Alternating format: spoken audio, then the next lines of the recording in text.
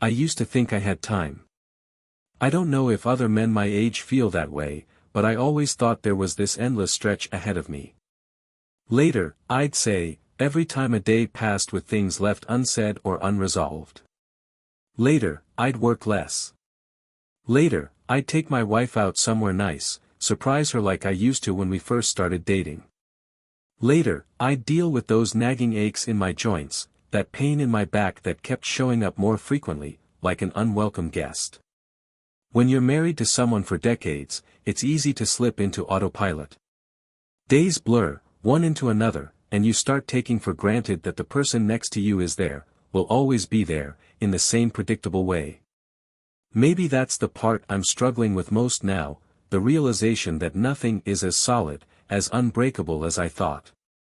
I'm staring down the reality that the life I built with Marie is nowhere near as safe as I convinced myself it was. I don't remember exactly when I first noticed she seemed different. It wasn't a big, obvious thing. No sudden cold shoulder, no stony silence. Just these tiny shifts, almost too small to see. She'd be laughing at something on her phone, and I'd ask her what was so funny, and she'd just shrug it off like it wasn't worth repeating. Or she'd be going to bed earlier than usual, saying she was exhausted, leaving me alone with the late-night news. Stuff that didn't make me suspicious, not really, it just made me feel left out, somehow. Like there was this part of her I no longer had access to. The thing is, I get it. God, I get it. We're both in our 50s now, both feeling the weight of years settling on our shoulders, heavy and familiar. Maybe it's different for her, though. I've got my own issues with age, with feeling like there's less of me than there used to be. But with Marie, I guess I always assumed she was handling it better than me. She'd stay up late reading, go on about books and ideas she'd picked up that I didn't fully understand. She kept herself in shape, too, way more than I did. She was out running most mornings, a ritual I'd given up years ago. I figured she was content with her routines, that she'd found her rhythm and was happy. I think that's where I went wrong. I didn't ask. I didn't check in with her the way I probably should have. I thought that because we had history, we had everything. There's this quiet arrogance in thinking that the years we've spent together would act like some unbreakable bond, that we were somehow immune to what happens to other people, other couples. I didn't want to face that maybe I wasn't enough for her anymore. Or maybe it was more terrifying to admit that she wasn't enough for me either. And then I found the messages. Just a few, barely anything, but enough to make my stomach drop. I'd been looking for my phone charger in the kitchen drawer, and her phone was there. The screen lit up with a notification when I opened the drawer, just a quick flash of a name I didn't recognize. I swear I wasn't snooping. I'd never felt the need to. But something pushed me to pick it up, to take a closer look. Maybe that was the moment I knew, deep down, before I even read the words. It was some guy from her work. The messages weren't explicit, not exactly. Just her laughing at something he'd said, calling him a nickname I didn't know, signing off with a little heart emoji. It wasn't like I found a whole history of sexts or anything. But it was enough. Enough to make me realize that there was this part of her life I knew nothing about. Enough to open a door I'd been keeping closed, forcing myself not to see what might be on the other side. I don't know what happened after that. I was just numb, I think. I put her phone back and closed the drawer like nothing had happened, but everything was different. I didn't say a word to her that night, or the night after, or even the night after that. I couldn't find the words. All I could do was watch her, this woman I'd shared my life with for so long, and wonder who she was now. Wonder who I was to her. And worse, I started to wonder who I'd been all these years that I spent the next few days walking around in a daze, replaying everything over and over in my head. That one little message had cracked open something in me, something I didn't know was there. It was like I was seeing my whole marriage through a filter I'd never used before, examining every moment, every quiet glance, every missed opportunity. Every time she'd ever looked at me with that distant smile, I found myself wondering if that was the beginning of it, the first sign that I hadn't been enough. I didn't confront her right away. I don't know why, exactly. Maybe it was cowardice, or maybe it was because I didn't want to face what was really going on. I'd always prided myself on being the steady one, the dependable one, and suddenly I felt like my feet were planted in quicksand. I wasn't prepared to admit that the person I'd built my life around could have a whole separate world that didn't include me. At work, I couldn't focus. Everything felt trivial. I'd sit at my desk, tapping at the keyboard, but my mind would be somewhere else entirely. I'd think about Marie sitting at her own desk in her office across town, smiling at her phone, typing out messages to this man who was somehow seeing a side of her that I couldn't reach. I pictured them together in ways that made my stomach turn. It wasn't even about sex, not really, at least, not at first. It was the intimacy of it that haunted me, the thought that she had this connection with someone else, someone she trusted enough to open up to in a way she no longer did with me. And that got me thinking about how long it had been since we'd connected like that. The truth is, we drifted apart long before those messages started, and I know I'm just as much to blame. Somewhere along the way, our relationship became routine. She'd ask me about my day, I'd mumble something vague. She'd tell me about some book she was reading, and I'd nod along without really listening. I let it happen, allowed this distance to grow between us. But I always thought there would be time to fix it. I guess I never considered that one day she'd just stop waiting for me to close the gap. That's the thing about marriage, though, isn't it? You get used to someone always being there, always waiting, like there's some kind of constant in your life. But people change. Needs change. And maybe I've been too busy, or too self-absorbed, to see that her needs had started to shift. I convinced myself that she was happy, that she didn't mind the fact that our nights together had turned into evenings in front of the TV, barely speaking. But maybe she wasn't. Maybe she was just good at hiding it. One night, I lay in bed next to her, wide awake while she slept soundly. I stared at the ceiling, trying to remember the last time we'd made love, really made love, not just gone through the motions. When was the last time I'd taken her in my arms and made her feel like she was the only woman in the world? And, God, when was the last time I'd felt like a man who had the right to be adored? I couldn't remember. The realization hit me like a punch to the gut. It wasn't just that I'd failed her, I'd failed myself, too. I'd let my own desires go dormant, convinced myself they didn't matter anymore. Somewhere in the haze of those late nights, I came to a hard truth: I wasn't just jealous of this guy from her office, I was jealous of her. Of the way she'd managed to reclaim some part of herself that I'd let slip away years ago. She was out there, still searching for life, still trying to feel vibrant, and here I was, resigning myself to feeling old and irrelevant. And I hated that about myself.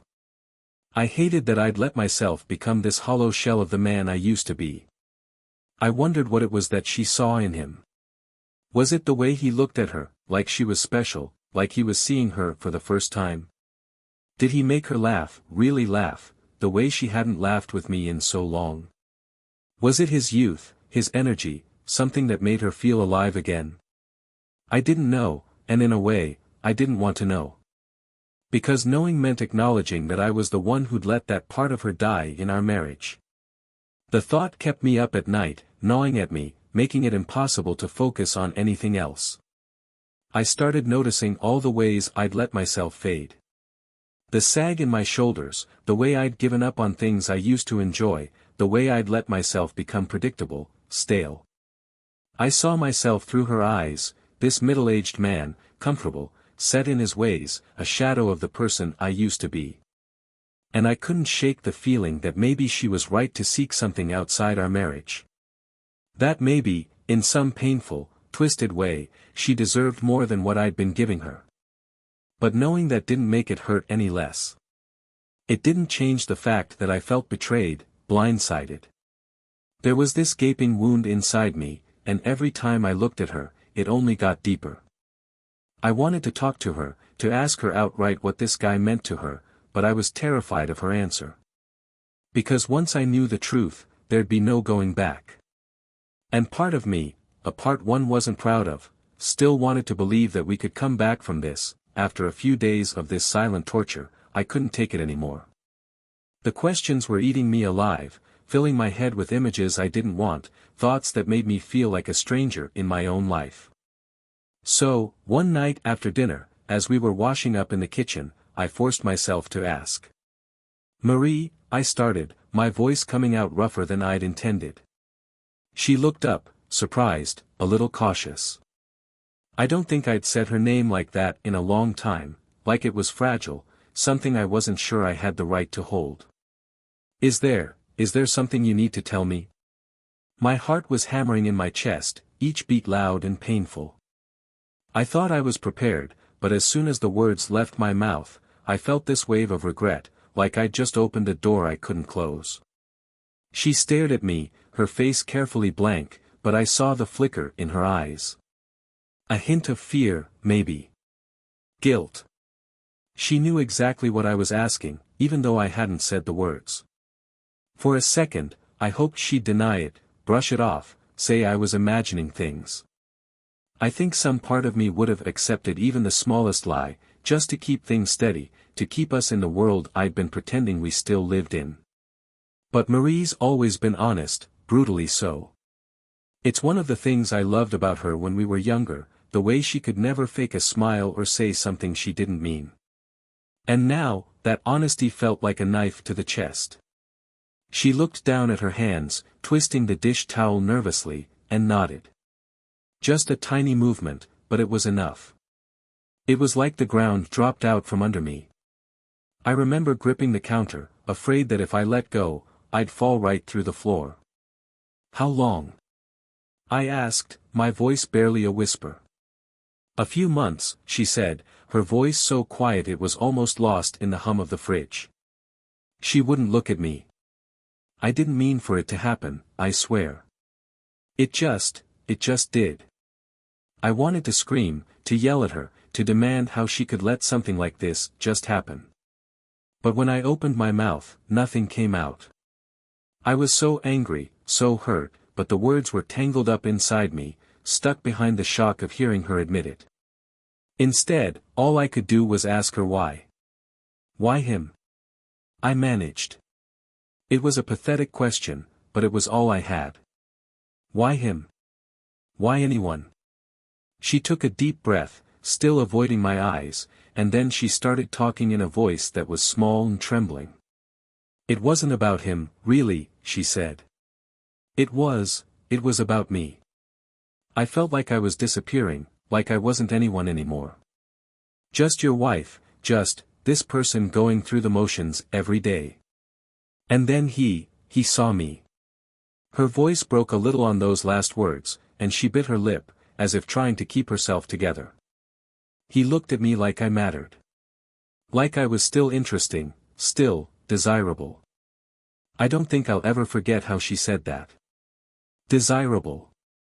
Like she hadn't felt that way in years.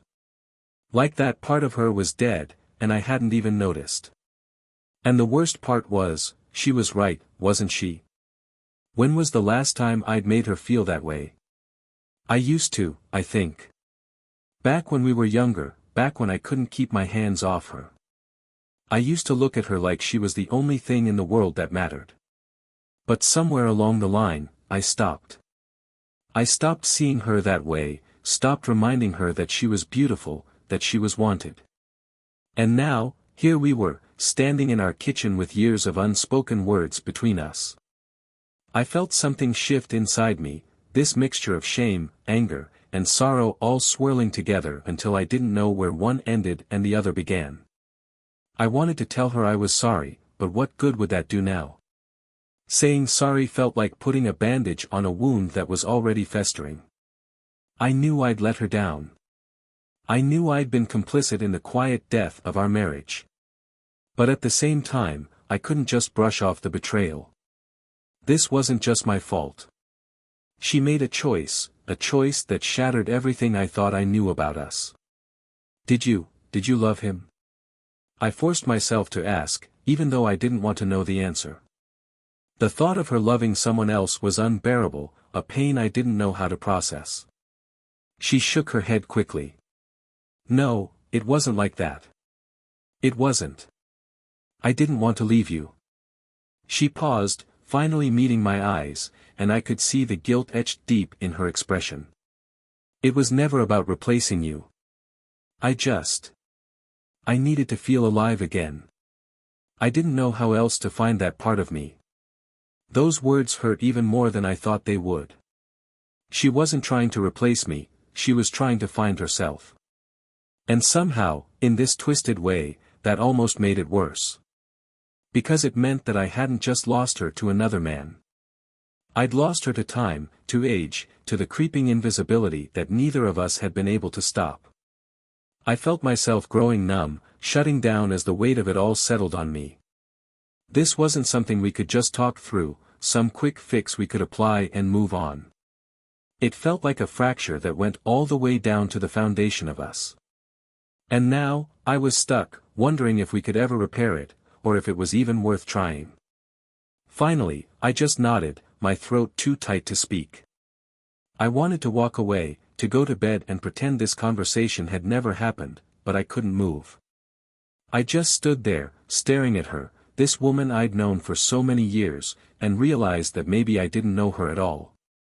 Or worse, maybe I didn't know myself. The days after that conversation were some of the strangest, loneliest days I've ever lived through. We stayed in the same house, went through the same routines, but everything felt hollow. There was this strange politeness between us, like we were two strangers sharing a space instead of a life.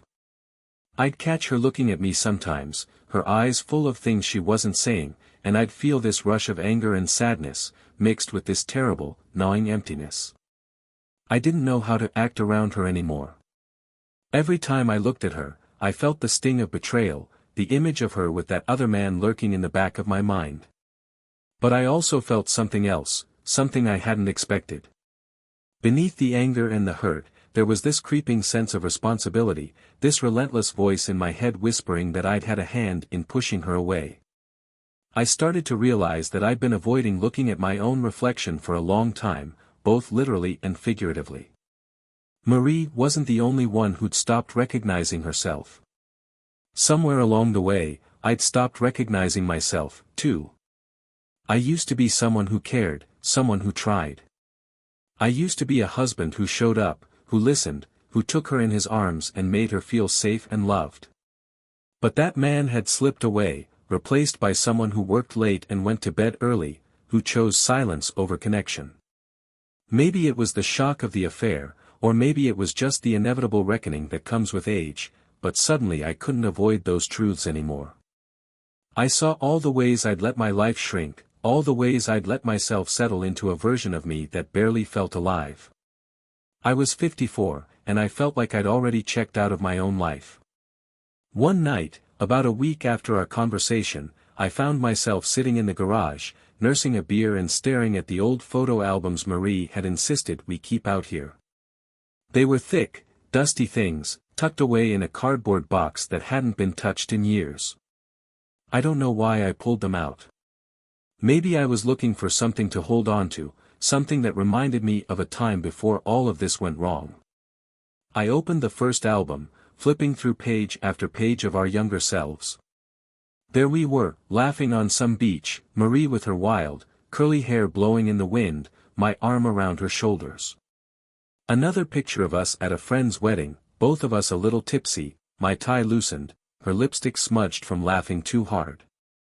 God, we looked so happy. So full of life. I'd almost forgotten that we'd ever been that way. And there were the pictures from when the kids were little, snapshots of Christmas mornings and birthday parties, of family camping trips where we all crammed into one tiny tent and told ghost stories by the campfire. Those were good years. Busy, exhausting, but good. Somewhere along the line, though, we'd let the busyness consume us. The stress of jobs, bills, raising kids, it all piled up, and we let it create a distance we never really addressed. Looking at those pictures, I realized that Marie wasn't the only one trying to reconnect with a lost part of herself. She'd been searching for a way back to that younger, more vibrant woman she used to be, and maybe I should have been doing the same thing. Maybe instead of resenting her for wanting to feel alive, I should have been asking myself why I'd stopped trying. The truth was, I missed that version of us, too. I missed the days when I'd come home and wrap her in my arms, when I'd kiss her neck while she was making dinner, when we'd stay up too late talking about our dreams, making plans, laughing at things that seemed so important back then. Somewhere along the way, we'd let those moments slip through our fingers, replaced by quiet dinners and separate routines, by nights spent staring at different screens. That realization hit me hard. I knew I couldn't change the past, couldn't take back all the ways I'd failed to show up for her. But I also knew that I couldn't keep living this half-life, going through the motions while resenting her for wanting more. I'd been doing the same thing in my own way, hiding from my age, from my own fears of becoming irrelevant, from the growing emptiness inside me that I didn't want to face. After I put the albums back in the box, I sat there in the dark, the weight of all of it pressing down on me. The anger, the betrayal, the regret, it all mingled together until I couldn't tell one feeling from the next. I felt like I was standing on the edge of something, staring down into an abyss, and I had no idea how to climb back up. The next day, I called in sick to work, even though I wasn't sick in any physical sense. I just needed some time to think, to figure out what I wanted. I ended up driving to a park on the other side of town, somewhere I knew I wouldn't run into anyone I knew. I sat on a bench, watching people walk by, families with strollers, teenagers on skateboards, a few old men playing chess at a picnic table nearby. I wondered if those old men felt the same way I did, if they'd looked back at their lives one day and realized they didn't recognize themselves anymore. I thought about Marie, about everything she'd said, about the loneliness and the restlessness that had led her to seek out someone else. And for the first time, I started to understand it, even if I didn't like it. She was chasing a feeling, something she couldn't find at home anymore. And maybe I'd been doing the same thing in my own way, shutting down instead of facing the ways I'd let myself slip. That night, when I got home, Marie was in the kitchen, pouring herself a glass of wine. She looked up when I walked in, her eyes guarded, uncertain. We'd been tiptoeing around each other for days, and I could see the toll it was taking on her, too. "Do you want to go for a walk?" I asked, surprising even myself. I don't know why I suggested it. It just felt like we needed to get out of the house, to be somewhere that didn't have walls soaked with so many years of history and silence. She looked at me, hesitant, like she didn't trust this new version of me, the one who was actually trying to reach across the distance. But then she nodded, setting her glass down, and we grabbed our coats. We walked in silence at first, just the sound of our footsteps on the pavement, the chill of the evening air biting at our skin. Eventually, I started talking, about everything I'd been feeling, the anger, the sadness, the guilt. I told her about the photo albums, about the old versions of ourselves that I missed, about the man I used to be and the man I wanted to find again. And she listened. Really listened. For the first time in what felt like years, we were talking, not just about the affair, but about the quiet erosion of us, the ways we'd let each other drift away. It hurt like hell, but it also felt like the first real conversation we'd had in a long, long time. That night, after our walk, we ended up sitting on the living room floor, leaning against the couch, talking until almost dawn. It was strange and uncomfortable at first, two people who had lived side by side for years, but who somehow felt like strangers now. But as the hours went on, there was this strange comfort in the honesty, in saying things we'd held back for so long. Marie told me things I hadn't wanted to hear, things I'd probably been avoiding for years. She told me about the loneliness she'd felt, even when I was sitting right beside her, about the way she'd started to feel like she was fading away, invisible, buried under the weight of our routines and obligations. She told me how she'd catch herself looking in the mirror, barely recognizing the woman staring back. She didn't know where that vibrant, curious part of herself had gone, and that terrified her. And that fear, that gnawing feeling that life was slipping away, that was what had driven her to the affair. It was hard to listen to, but for the first time, I started to see the person she'd been hiding from me, and maybe even from herself. I'd always thought she was strong, that she had everything figured out, that she was content in ways I wasn't. But she wasn't. She was just as scared of aging, just as afraid of disappearing as I was. We'd both been suffering in our own ways, but instead of reaching out to each other, we drifted further apart, each of us retreating into our own private fears. When it was my turn, I told her about my own quiet desperation, my fear of getting older, of becoming irrelevant. I told her about the way I'd started to feel like I was fading, too, like I was becoming a shadow of the man I used to be. I told her how I'd taken her for granted, how I'd let our marriage slip into autopilot, assuming she'd always be there, assuming that what we had was enough. We talked about the photo albums, about the years we'd let pass us by without ever really stopping to ask if we were happy. And in that moment, I realized that we'd both been waiting for something to change, waiting for the other person to fix things, without ever admitting that we were unhappy or even trying to change ourselves. We'd been living in this quiet, numbing acceptance that things were just fine, not great, not terrible, just fine. And maybe that was the real tragedy. We'd let fine become our normal, and in doing so, we'd let everything that made us who we were together slip away. At some point, I reached out and took her hand. It felt awkward, like the first time we held hands when we were young and uncertain, but she didn't pull away. We just sat there, fingers intertwined, both of us exhausted and raw, but finally, I think, beginning to understand each other. The honesty felt like a small light in the darkness, a reminder that maybe there was still something left worth fighting for. Over the next few weeks, things didn't magically get better. We still tiptoed around each other sometimes, still had moments where the weight of what had happened was too much to ignore. But we kept talking. We kept walking together in the evenings, kept carving out time to sit with each other, to be with each other in ways we hadn't in years. One night, I asked her what she wanted, what she really wanted, if she could have anything, without worrying about me or the kids or anything else. She looked at me for a long time, her eyes searching mine, and then she said something that surprised me. "I want to feel like we're still living," she said softly. "Not just, waiting for life to pass by. I want to feel like we're still creating something together, still discovering each other, still, growing." She hesitated, like she wasn't sure if I'd understand, but I nodded, because I did. I wanted that, too. I didn't want to spend the rest of our lives feeling like we were just marking time, going through the motions. I wanted to feel like there was still something left for us to build, something worth working toward. In the weeks that followed, we made small changes. They were awkward at first, date nights where we fumbled through conversations, trying to remember how to be open and vulnerable with each other. We took a weekend trip, just the two of us, something we hadn't done in years. It felt strange, being alone together like that, but also exhilarating, like we were learning each other all over again. And I started working on myself, too.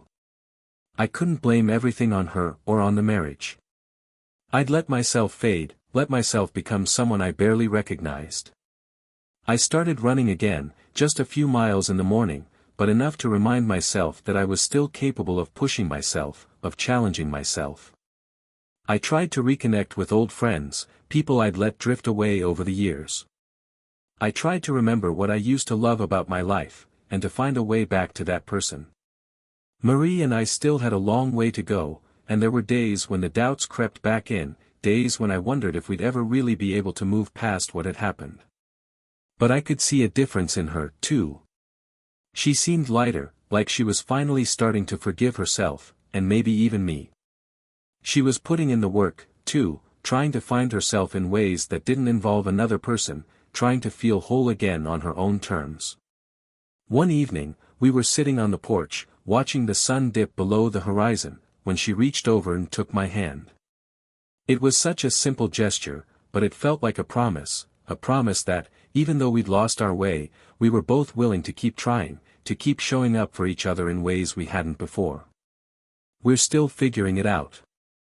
There are still scars, still moments of tension, of unspoken things between us. But I think we're both starting to see that there's a path forward, even if it's a winding one. We're learning how to look at each other with fresh eyes, to see each other as people who are still growing, still searching, still capable of change.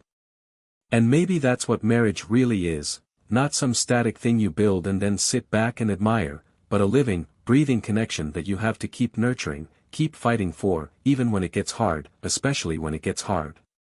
We're not the same people we were when we first fell in love, and maybe that's okay. Maybe the goal isn't to keep things the same, but to find new reasons to love each other as we change.